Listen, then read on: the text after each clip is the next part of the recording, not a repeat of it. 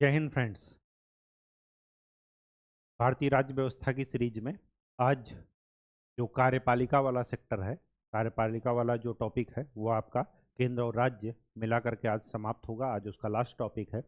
और बिना समय नष्ट करते हुए, कल मैंने आपको क्या बताया कि मंत्रिमंडलीय समितियां, तो हमने क्या बताया था कि मंत्रिपरिषद में जो सदस्यों मंत्रियों की संख्या है वो लोकसभा के सदस्यों की 15% से ज़्यादा नहीं हो सकती। इसमें एक चीज़ ये ध्यान रखिएगा कि इसमें प्राइम मिनिस्टर इंक्लूड करके है।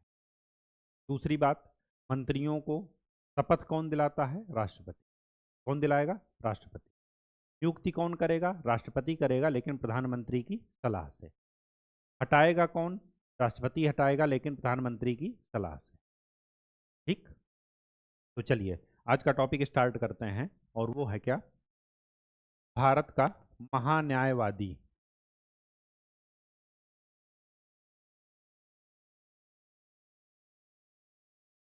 ये है केंद्र में, और राज्य में क्या हो जाएगा? राज्य का महाधिवक्ता।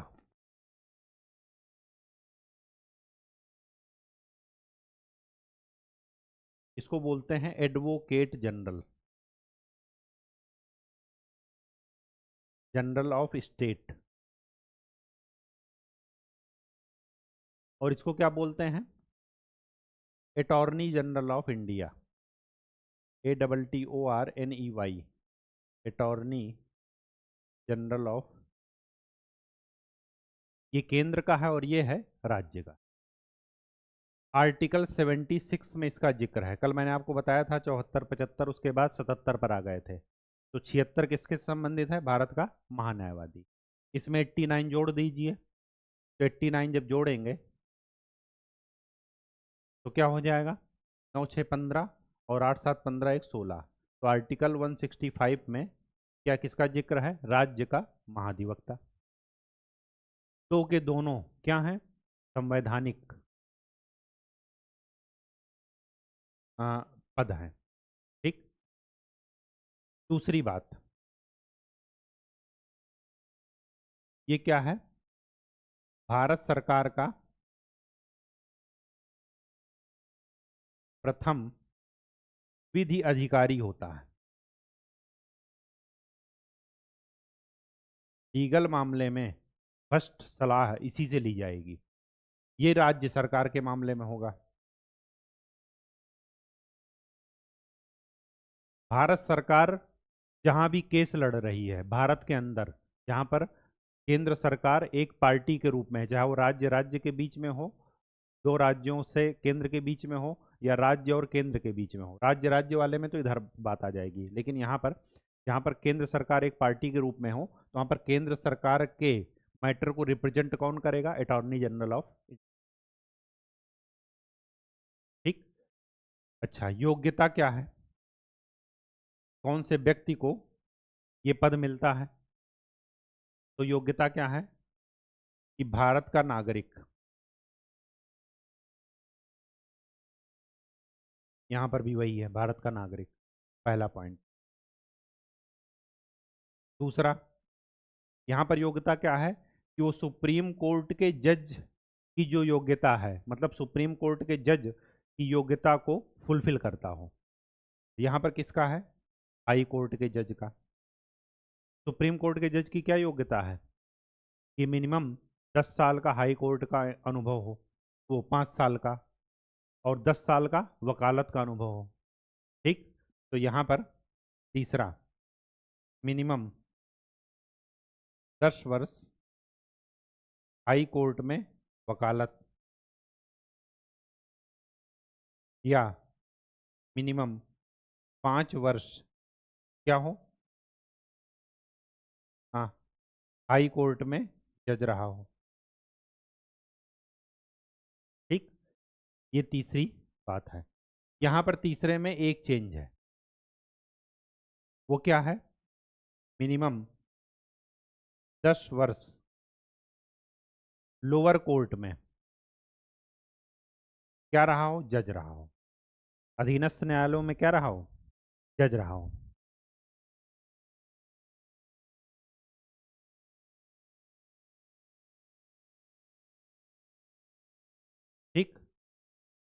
या तो ये रहा हो, या एक चीज और, मिनिमम 10 वर्ष हाई कोर्ट का वकालत किया हो, लायर रहा हो हाई कोर्ट में।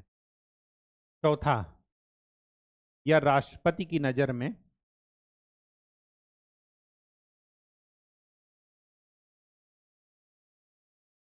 संविधान का ज्ञाता हो, मतलब अच्छा नॉलेज हो उसको कॉन्स्टिट्यूशन का। यहां पर ऐसा कोई योग्यता नहीं है। ठीक।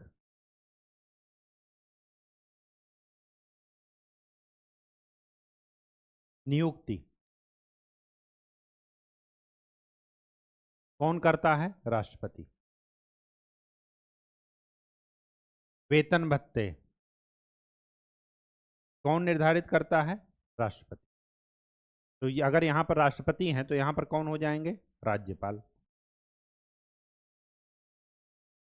ठीक। सामान्यतः क्या होता है कि ये जो है नियुक्ति और ये सब, ये मंत्रिमंडल की सलाह से की जाती है। तो जब भी सरकार चेंज हुई, सरकार परिवर्तित हुई, तो महान्यायवादी को चेंज कर दिया जाता है।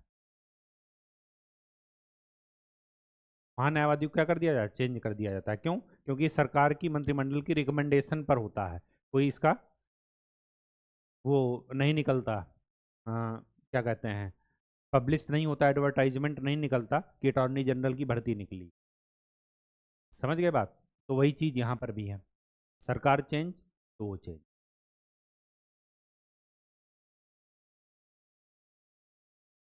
कार्य, क्या क्या कार्य हैं? पहला,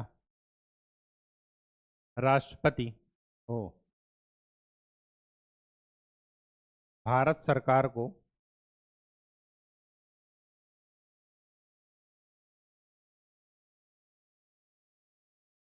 विधिक मामलों में सलाह देना, लीगल मैटर पर सलाह देना, जो राष्ट्रपति द्वारा सौंपे गए हों। राष्ट्रपति ने कहा है कि आप इस पर सलाह दीजिए। ठीक। दूसरी बात क्या है?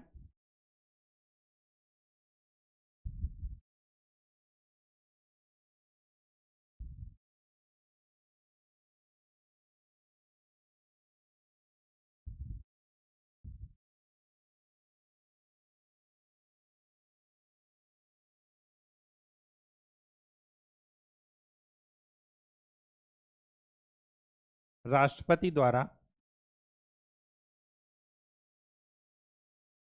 विधिक रूप से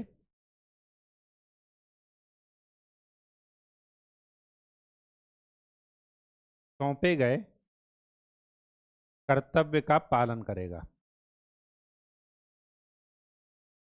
और तीसरा,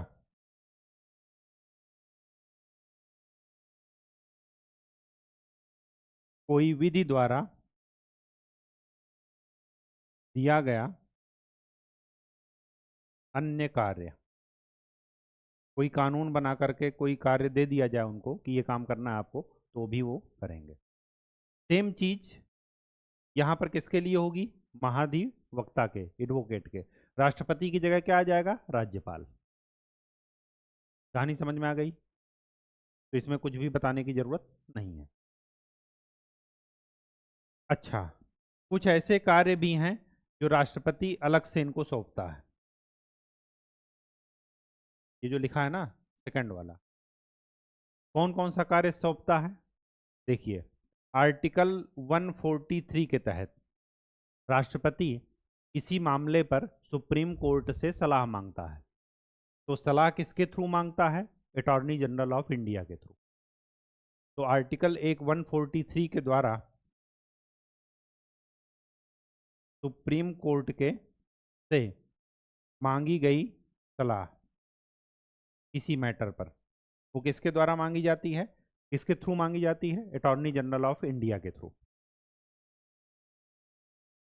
ठीक।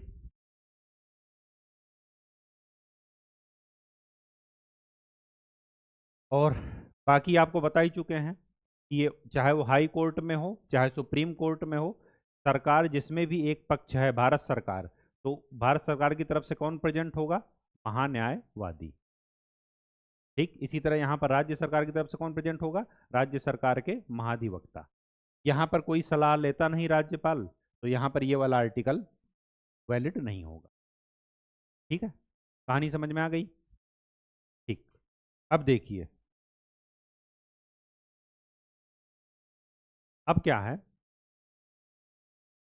एक चीज और, वो क्या है कि महाधिवक्ता के लिए मदद के लिए यहां पर दो सॉलिसिटर जनरल रखे जाते हैं। सॉलिसिटर जनरल,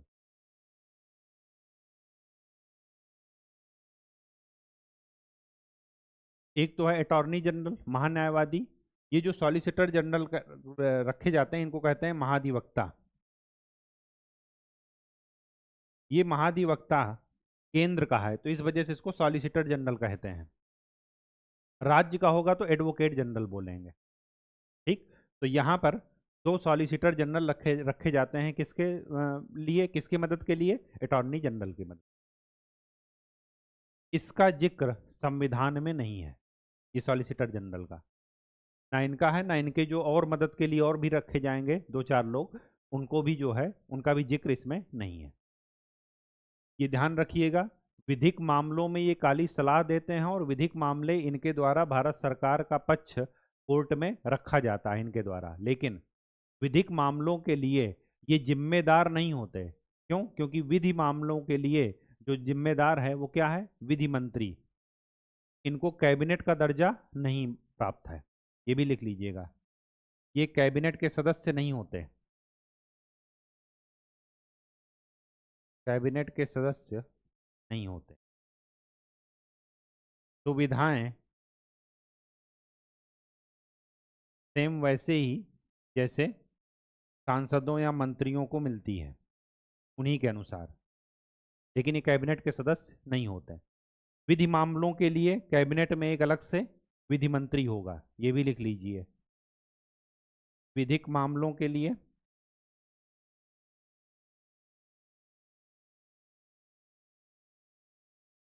कैबिनेट में एक विधि मंत्री होता है।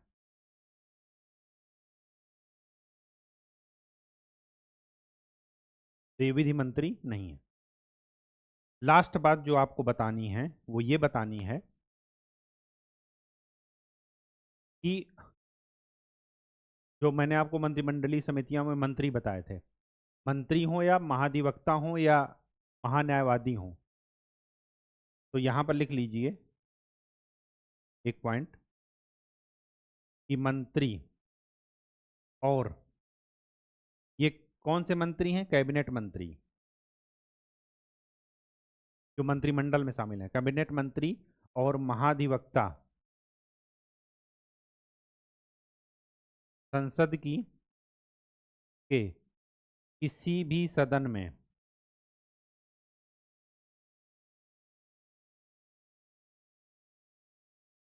भाग ले सकते हैं।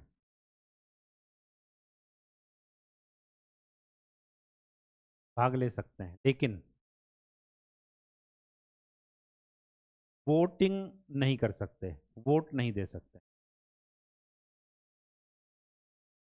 सुझाव दे सकते हैं, कार्यवाही देख सकते हैं, उसमें भाग ले सकते हैं, अपना सजेशन प्रस्तुत कर सकते हैं, लेकिन वोट नहीं दे सकते। वही सेम चीज राज्य विधानमंडल में किस पर लागू होगी? महाधिवक्ता पर। ये महाधिवक्ता नहीं, ये महान्यायवादी है। केंद्र की बात करेंगे तो महान्यायवादी और राज्य में महाधिवक्ता। ठीक है, ये एक चीज भी ध्यान में रखिएगा। ये राज्य सरकार का महाधिवक्ता प्रथम विधि अधिकारी होता है, कानून अधिकारी। कोई भी सलाह लीगल मैटर पर जहां पर राज्य सरकार एक पक्ष होगी किसी केस में, तो वो सबसे पहले इनसे ली जाएगी, attorney general, sorry, advocate general से। और केंद्र सरकार जहाँ पर होगी वहाँ पर राय अटॉर्नी जनरल से ली जाएगी। ठीक, तो ये चीज़ें ज़रा ध्यान में रखिएगा। इसी के साथ आपका कार्यपालिका वाला चैप्टर वो समाप्त होता है। संघ और राज्य की कार्यपालिका को ऐसे ही कंपैरेटिव स्टडी में पढ़िएगा, टाइम भी कम लगेगा, कन्फ्यूजन भी नहीं होगा। ठीक, कल से हम लोग स्टार्ट करेंगे, वो देखेंगे क्या स्टार्ट करेंगे, या तो संसद स्टार्ट करेंगे या कोर्ट, न्यायालय। तो न्यायालय भी ऐसे ही हम लोग पढ़ेंगे, एक तरफ सुप्रीम कोर्ट, एक तरफ हाई कोर्ट, और फिर उसके बाद अधीनस्थ न्यायालय।